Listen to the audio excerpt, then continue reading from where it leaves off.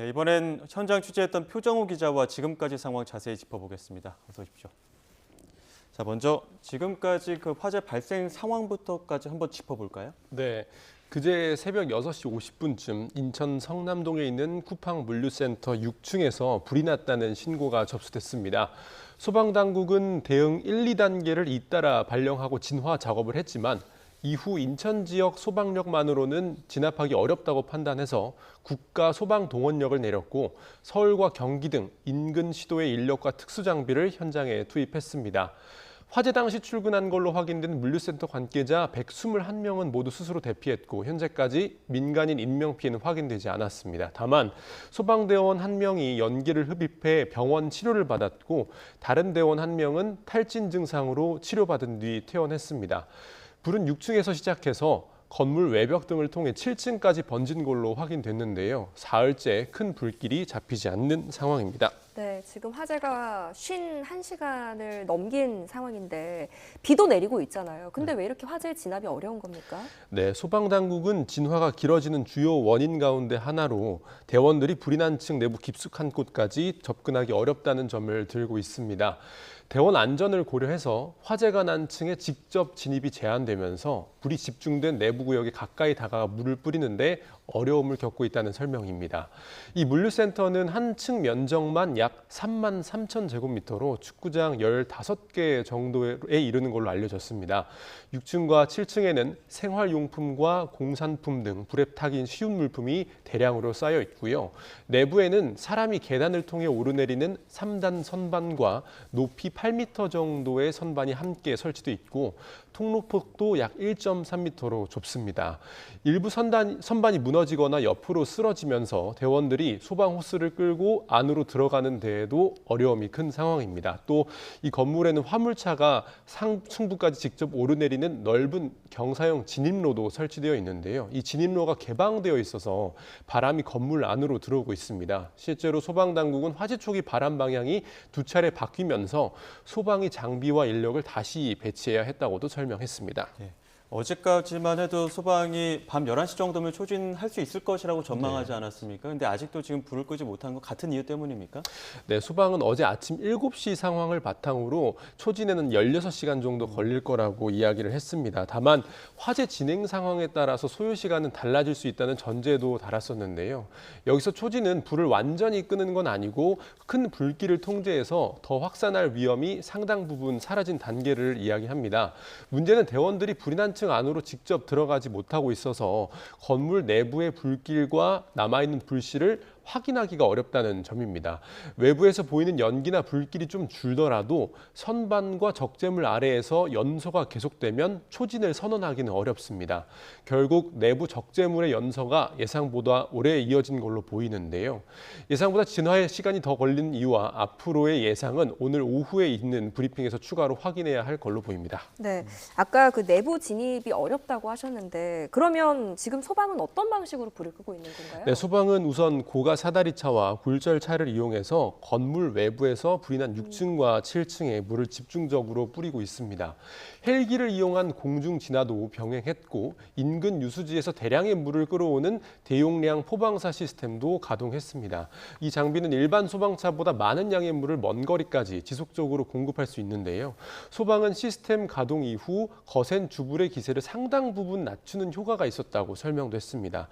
화재가 시작된 6층 바로 아래인 5층에는 소방호스를 든 대원들을 배치해서 불길이 아래층으로 번지는 걸 막고 있습니다. 또 물류센터 안에 가득 찬 연기를 밖으로 빼내고 내부로 물을 뿌릴 공간을 확보하기 위해서 화물차 진입로인 램프와 6층 본관이 맞닿는 지점에 외벽을 일부 부수는 작업도 진행하고 있습니다.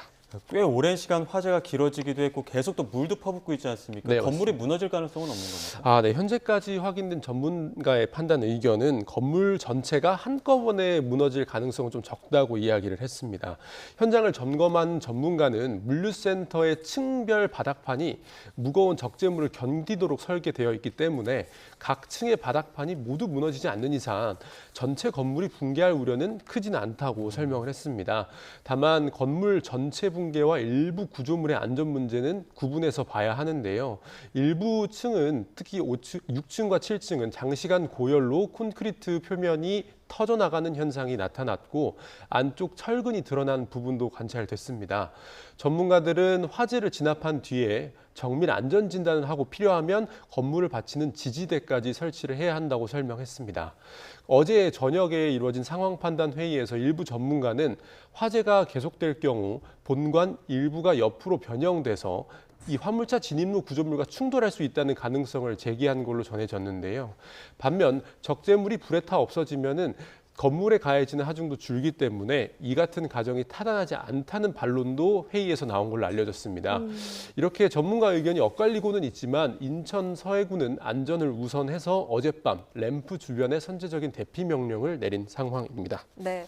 지금 현장 인근에는 대피 명령까지 내려진 상황이라고 하는데 그 일반 주민들이 있잖아요. 이 주민들도 대상에 포함되는 겁니까? 네, 인천 서해구는 어젯밤 11시에 이제 물류센터의 화물차 진출입로인 램프구역 반경 116m의 대피 명령을 내렸습니다. 여기서 이제 대상은 물류센터 남쪽에 있는 중소 제조업체와 상가 그리고 사무실 등입니다. 대피 대상 구역에는 주택 밀집 지역은 포함되지 않아서 일반 주택가 주민들에게 내려진 대피 명령은 아닌데요. 또 화재 진압과 현장 통제를 계속해야 하는 소방대원과 경찰관도 대피 명령 대상에서는 제외됐습니다.